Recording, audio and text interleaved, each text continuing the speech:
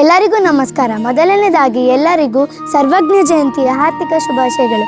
ತ್ರಿಪದಿ ಬ್ರಹ್ಮ ಎಂದೇ ಪ್ರಸಿದ್ಧರಾದ ಮಹಾನ್ ಕವಿ ನಮ್ಮ ಸರ್ವಜ್ಞರು. ತ್ರಿಪದಿ ಎಂದರೆ 3 ಸಾಲುಗಳ ಪದ್ಯ. ಇವರು ರಚಿಸಿರುವ ಕೃತಿಗಳು ಕೇವಲ 3 ಸಾಲುಗಳುಳ್ಳ ಕೃತಿಗಳಾಗಿದ್ದರೂ ಸಹ ಅವುಗಳು ನಮ್ಮ ಜೀವನದ ಮೌಲ್ಯಗಳನ್ನು ಉಪದೇಶಿಸುತ್ತಿದೆ.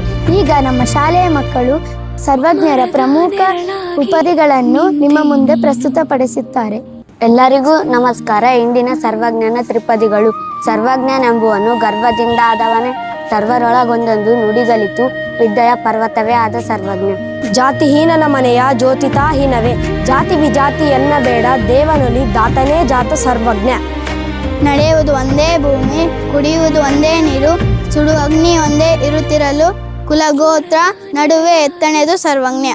ಕೋಪವೆಂಬುದು ತಾನು ಪಾಪದ ನೆಲಗಟ್ಟು, ಆಪತ್ತು ಸುಖವು ಸರಿ ಎಂದು ಕಾಂಬವಗೆ ಪಾಪವೆಲ್ಲಿಹುದು ಸರ್ವಜ್ಞ.